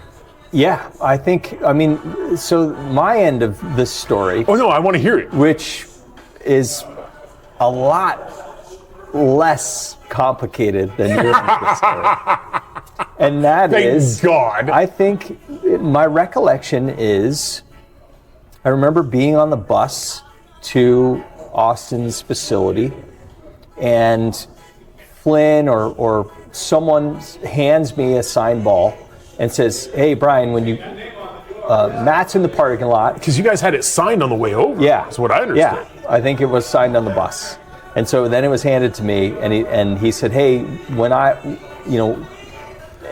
when we hit the corner, bro, you got to stop the bus, get out, and throw it over the." Flynn wasn't on the bus. He was already there. Yeah, he was already there. So someone hands me a ball and says, "Hey, Matt's in the parking lot and he needs this ball. Do you mind getting it to him?" And I'm like, "Yeah, sure, no problem." And that was it. Oh, so good. Because I remember you coming over to the fence, threw it over, I catch it, and I'm like, "Thank you, Brian, appreciate you." Yeah. And then I didn't even, that was about as much exchange as we had, which is not normal for us. Yeah. And I was like, I'm out. Because like at that point, I was like, bro, I'm on the tail end of this interview stuff. Like, we need to show the ball. Like, and we did. I had no idea. I had no idea that's what you were going through. I was just, it was, hey, because I knew that you had received a signed ball in the past for these things. And someone just said, hey, this is the signed ball for this game. Will you give it? And yeah, here you go. It was funny, yeah. And it ended up being like, I don't know, I'm going to have to go through some footage and see if I can't find it. I still keep up with those yahoos, funny enough. Yeah. Tyler was my go-to. They interviewed me, I want to say it was right after that, the following day, about stuff. Not even that. That was totally like nobody knew that was happening. Yeah. What a roller coaster of fun. No doubt. I was just thinking about the location we're in right now, which is the former Billy Brews. Yeah. Hold on, I'll take this real quick. Which is the current Pacifica, and I can see my pace marks on the carpet in here from all of the away match viewing parties that we did here, which is a phenomenal place to do it. I remember I would get here and I would just hold my breath until the match would come on television. Oh my goodness. Because you talk about the behind the scenes stuff, like, the production crew has to connect with the network. And if that connection isn't perfect and there isn't, there are all these codes and passwords and all this stuff. And so, it would get to time to switch over from whatever programming was on to switch to our match. And I would be standing at the bar and the big TV over the bar, and I would be holding my breath. And without fail for years. I have pictures of you standing over there now that I think about it. The moment the MLR graphics would start scrolling through the screen, I could exhale. Oh, thank God we're not going to have to tell everyone that the match isn't on television.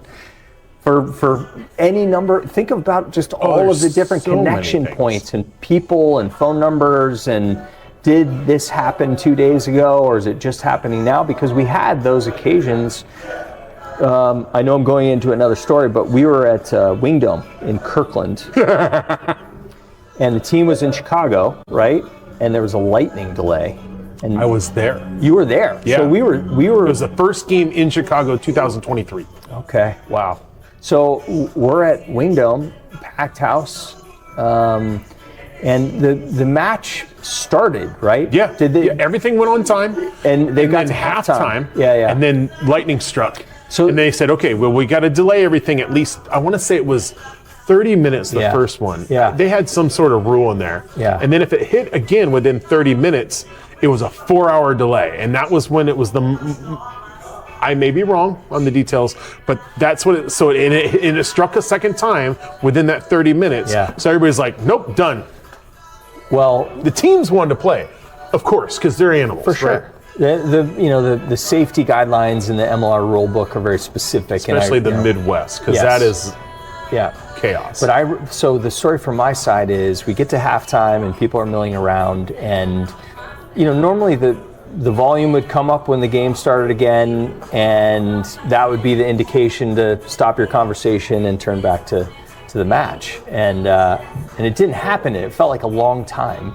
And then I looked at my phone and I got a bunch of text messages from the league office saying, lightning delay, team is going to be in the locker room for this long. Oh, wow. Because I hadn't been paying attention. I was engaged in conversation, and maybe something came on television. It's an away game. It's like you actually get to enjoy it like a fan. But I'm certain that whether it was Root or Fox 13 or Fox 13 Plus, that they flashed something on the screen. I just didn't see it.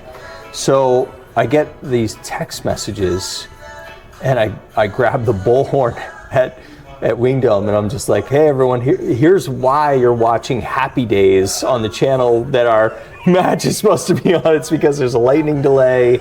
And then I started to see the scroll, Seawolves match will continue when blah, blah, blah. Yeah. But it was complicated. And then everyone went home, right? Because it was weird. Finally, I think I actually got the text first that said, game is over. Basically, game has been canceled. But that must have been like the longest, 30-ish minutes of your life from your perspective. Yeah, you're doing the orchestration thing again, and you're like, all right, I need to tell these 60 people, to pay their bills and go home because the second half will not be played. Yeah, like you're the messenger, and they're just trying not to get shot. It's like the Matrix almost.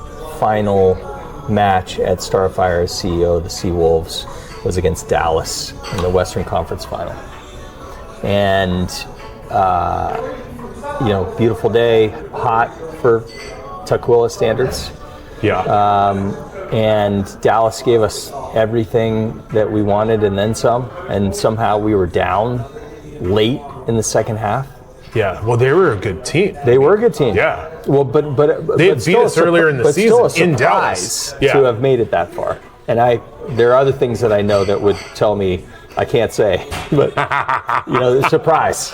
Copy. But when Pete,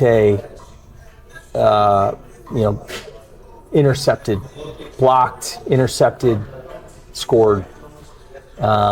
What a bow on the top of my leadership experience with the Seawolves to win the Western Conference. At home. Going to the big show. And I remember the feeling. I was standing on the pavement down at the bottom of section 102, and there were a bunch of Seawolves around me that hadn't played, that were just viewing the match. And Noah and Peyton and those guys, and when he scored, it was like Beastquake for in that moment. I felt the ground move. There was like this sense of nirvana, like everything went silent for a second and then like exploded. It was so cool. And the trophy presentation out on the pitch, and it was incredibly meaningful, to me. It felt like it was part of what told me that it was the right opportunity to hand off the responsibility. It really was. It sort of solidified that for me. Like, it doesn't get much better than this. And let someone else experience it in this role. Yeah, I mean, you've gone through all the ebbs and flows of that moment. 4 championships. 3 under your wing, 2? For which?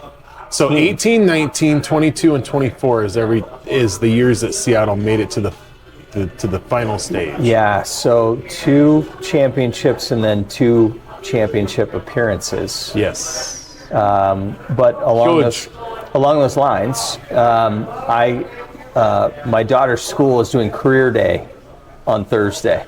And I'll be talking about the Seawolves as part of my experience, along with everything else that we talked about today. So good. But it's good to rehearse here. Yeah, exactly. Practice. This is the rehearsal. It's great. But one of the things that I thought 10-year-olds would be impressed with is that I won 2 Stanley Cup rings with the Avalanche. I won a Super Bowl ring with the Seahawks. And then 2 Seawolves MLR championship rings. 5 championship victories in a 33-year career. That's pretty good. That's an all-star style. It really is, Brian. Yeah. It really, really is. Unbelievable. Right time, right place, right time. Right. I take 0 credit for any of those championships. Funny. No, because yourself included, when I hear these stories from people that have had success like this, it's much like the description you're giving it is like, it almost feels like luck at times. Yep. You know that there's precision, but at the end of the day, you know that there's been something else that's involved the success. So many people involved, so many, breaks and meandering and transitions and intersections to get to that point, which is so dramatically and enthusiastically shared with so many people. Yeah. And to be, to have even provided, one tiny ounce of forward momentum to having that happen. Oh my God, it's fantastic.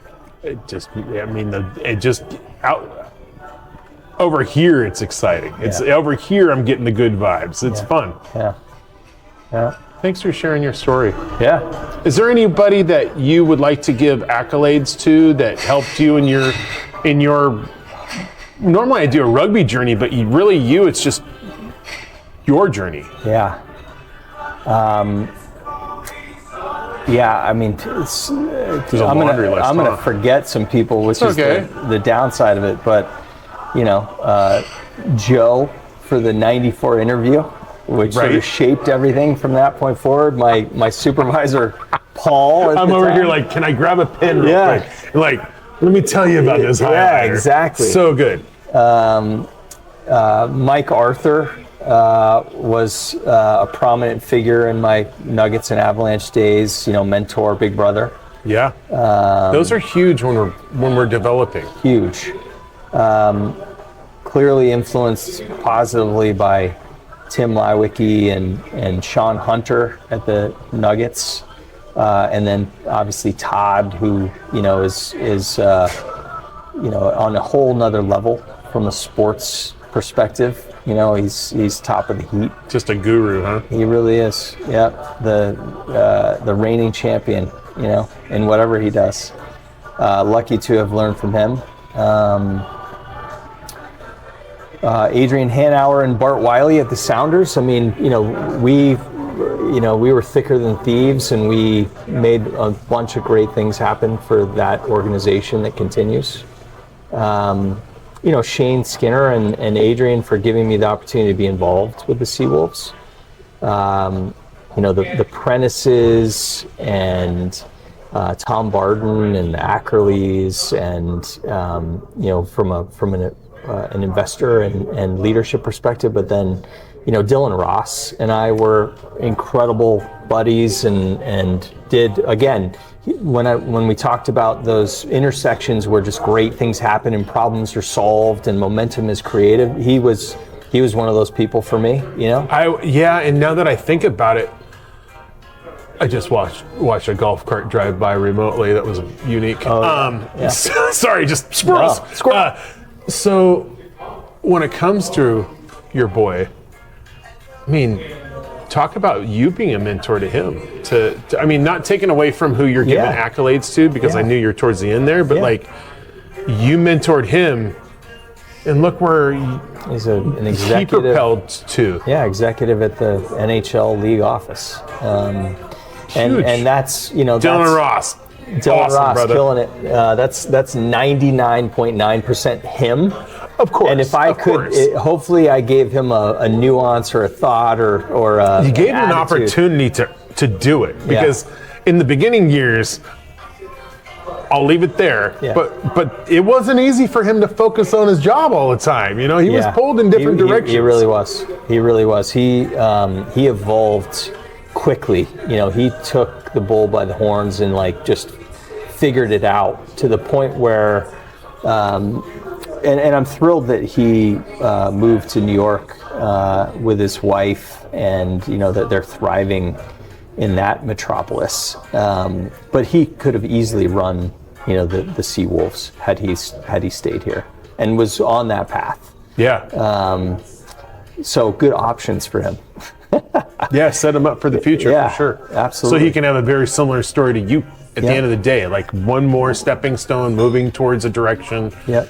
Not, it's more like this, but it's, figuring out our paths. Yep. It's fun. He was my sounding board. I mean, Peyton and Noah do a fantastic job now, and I really enjoyed working with them. Those were good choices. The quick story there is, in my last year as CEO, after a few of our matches, we would go to the casino down the road from here and play blackjack. And Peyton knew how to play blackjack, and I liked playing blackjack, and Noah didn't really know how to play blackjack. So one day during a playoff week when Noah and I were the only people in the office, I taught him how to play blackjack. And so the next time we went, he won a couple $100, and he's just like, oh, I get it now. This is fun. That's fun. I really I've been lucky enough to have a relationship with Noah, and he's a genuine man, absolute gem of a human. Yeah, unflappable. He just seems like, level-headed and positive all the time. We could all learn a little something from him. Amen. I think Drew is doing a great job. I mean, his community focus. He's taken ideas that were either tabled or that were starting to evolve in a positive way, that this group that we just talked about, started to develop. Yeah. And he's taken a few of those pillars and really, turned it into his business effort. And I know that the Seawolves just hired a new president. I haven't met her, but I've heard great things. Okay. So good luck to you, whomever you are. I need to meet you soon. Like I said, I know I'm forgetting, other prominent figures, but, Paula Beadle, Beth Knox, talked about them during our conversation. Yeah.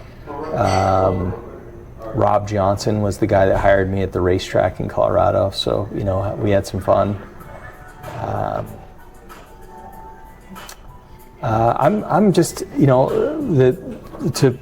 to bring this to a head. Yeah. I'm just, I'm in a good space because my daughter just performed as Dorothy in The Wizard of Oz in her school's play. Okay. So incredibly proud of her that she was selected for Dorothy. Big part.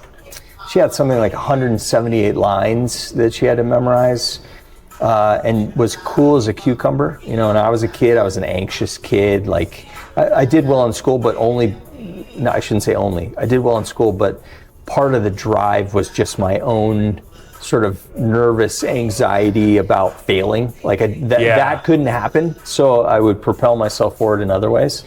She doesn't have any of that. I'm happy about that for her, right? My son doesn't either, and I envy that at times. Absolutely. Yeah. I to the point where my wife got tired of me telling this story to my wife. I would ask Tatum, we would be learning her lines, and I would practice them with her, and I would say, hey, are you nervous for the show? And she's like, no, what do I have to be nervous about? And I'm like, right, yes, you have no reason to be totally nervous. Right. You're totally prepared. So I had to change the way I asked those questions, Yeah. Like I didn't need to plant the seed that there should be something, and it was a process. Good catch. So my point there is that consulting now and being available to my wife and being available to my daughter and having a little more balance is the right place for me in this moment, and I'm really enjoying it. I'm glad you get the opportunity to do it. Yeah. Thank you. Thank you for your time. Appreciate you. Last thing, I know on your list, where's MLR going, and what's your prediction for the MLR? So I was bummed that Utah dropped out and that Houston dropped out. Yeah, and two of our favorite stadiums. Yeah, exactly. And fan base, really. And I know there are lots of reasons for that. I don't know specifically what they are. I just know. I think in Rumorville, those two owners didn't like each other. FYI. Oh, interesting. Mm-hmm. Okay. I think there was over time there was a push, and as more owners came in, they wanted to win, and so they were spending more and more money, facilities and other things, and I think a few got out over their skis from a financial perspective. It's easy to do. And it wasn't sustainable. And so now you see this contraction. That's my. I don't have any knowledge of that. No, that's just my. That seems logical.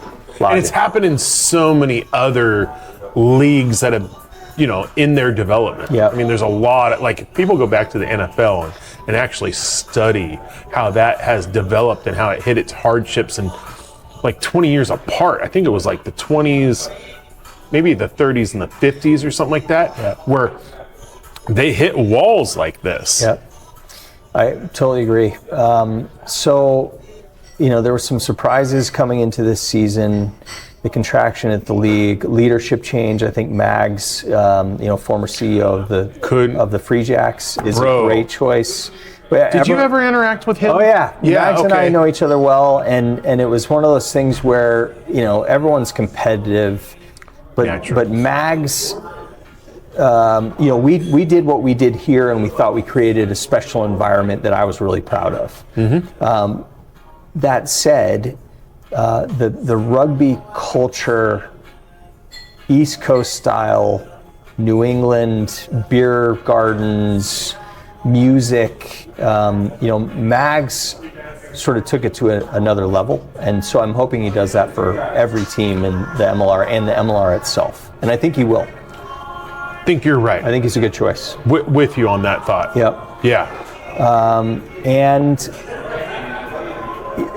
I'm thrilled, obviously, that Seawolves ownership, the majority owners, wanted to, keep this thing going here, and we're going to figure it out. It would be a tough pill to swallow to have this go away for fans, for investors, for all the people that want to see it grow. And my 2 cents is that there's just, and I've thought this all along, but as we get closer to it, there's just too much opportunity for rugby to be front and center with Rugby World Cup coming in 31 and 33, to have this, to have the U.S. effort derailed, in part, because I know there's USA Rugby, but to have the professional side of it derail completely before you get to that opportunity, just that's not logical. So I'm glad it's... Yeah, I totally want to know what your perspective was of who are going to hit 31 or what's going to happen, if and or but kind of thing. I think that a more sustainable financial model is what is happening as we speak.